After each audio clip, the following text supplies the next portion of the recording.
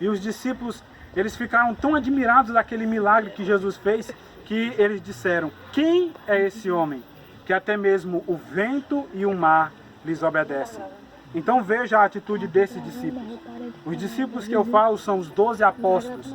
Os 12 apóstolos que andaram com Jesus no início do seu ministério, até o final. Estiveram com o Senhor. Então veja, os discípulos em questão não eram pessoas que nem fazem ideia de quem era Jesus. Mas eram 12 homens que andavam ao lado do Mestre, andavam com o Senhor Jesus Cristo. Então esses 12 homens já haviam visto Jesus curar enfermos, visto Jesus perdoar pecados, visto Jesus demonstrar misericórdia, visto Jesus expulsar demônios, já tinham visto Jesus ressuscitar até mesmo mortos. Tinham visto esses milagres. Mas diante daquela angústia que eles passaram, eles disseram: quem é esse homem? Que o vento e o mar lhes obedecem.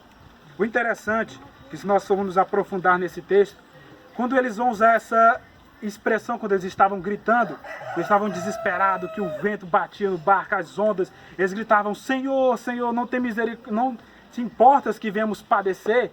Quando eles gritavam Senhor, a gente pensa, lendo o texto, que era apenas um ato de educação, mas na verdade não era. Não era só um ato de educação. Aquele nome Senhor, no original que a Bíblia foi escrito, é o próprio nome de Deus, o nome no original Jeová, era o próprio nome. Então veja, Jesus estava dormindo naquele barco e os discípulos desesperados, eles gritavam: Senhor, Senhor, Jeová, Jeová, Deus, Deus, não te importa que venhamos a perecer? Eles já gritavam sabendo de quem era Jesus, que ele era o Todo-Poderoso. Mas quando Jesus ele se levanta, quando ele acalma aquela tempestade, eles mesmos perguntam: quem é esse homem que até mesmo o vento e o mar lhes obedecem? Isso mostra o quê? Que a fé deles não estava tão firme assim. Eles sabiam que Jesus era o Filho de Deus, sabiam que Jesus tinha autoridade, mas mesmo assim eles se deparavam diante da dúvida. Eles mesmos, é como se eles caíssem se vendo que eles não conheciam o Mestre de verdade, não entendiam o seu poder de verdade. Então, nessa vida cristã que nós temos, passamos por momentos como esses, afinal não somos perfeitos. Então o nosso barquinho que vai navegando, vamos fazer um exemplo aqui, vamos dizer que essa ponta aqui do barco, ela começou a ficar mais pesada, por uma coisa chamada pecado. Estava tentando navegar, mas o peso não estava atrapalhando. E esse barco ele é diferente. Se eu tirar essa ponta, ele não afunda. Claro, isso é algo apenas simbólico. Então, como essa ponta está pesando por causa do pecado, essa ponta ela vai ser tirada, né? Ela vai fora. Então o barquinho continua. Vai o barquinho, ele continua navegando, e pesou de novo. Não está dando certo. Vamos tirar aqui essa outra ponta. Está atrapalhando demais. Tiramos dessa ponta. E o barco continua. Ele navega, mesmo passando pelas lutas, mesmo sendo açoitado, menos caindo as suas partes, mas ele continua. Até que o problema já aparece agora aqui na ponta, é em cima. Então vamos tirar também. Tirar aqui essa pontinha desse barco. E restou só isso. Depois de lutas, depois de tentações, que você escolheu não duvidar, escolheu não se entregar ao pecado, pode estar sim rasgado, pode ser dolorido, pode ter sido difícil passar por esses problemas. Como Jesus mesmo disse que na nossa vida nós enfrentaríamos pedras, teríamos problemas. Mas mesmo assim, vale a pena. Vale a pena por um propósito glorioso. Porque nós como cristãos nunca podemos tirar a nossa camisa. Uma camisa, uma farda é algo que identifica um povo, identifica uma empresa. E como cristãos, nós nunca podemos tirar a camisa da fé. Devemos estar sempre vestidos com vestes espirituais, a fé no nosso Senhor. Como a própria Bíblia diz, que sempre estejam alvas as tuas vestes e nunca falte óleo sobre a tua cabeça.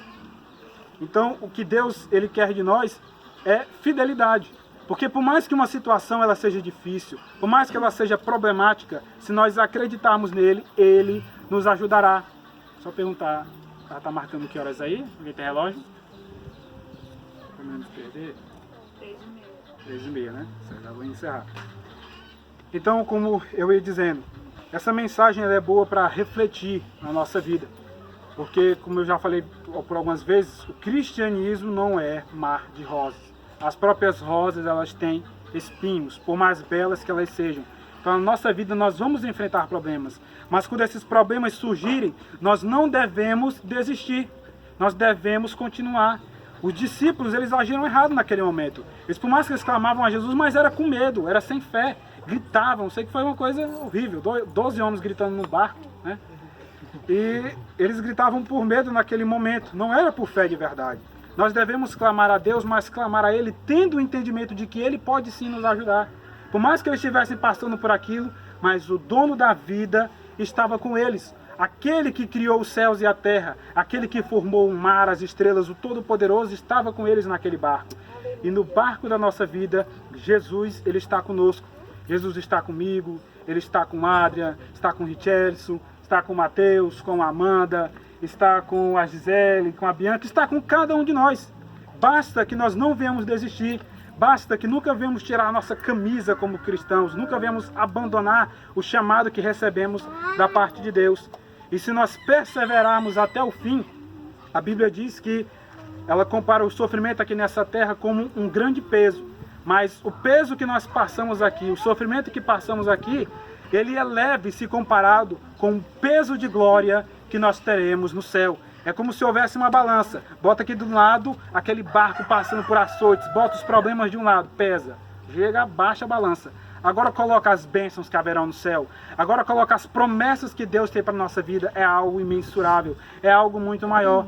Então, se nós nunca desistirmos, nós alcançaremos a salvação que se encontra na cruz de Cristo, que se encontra através dessa cruz.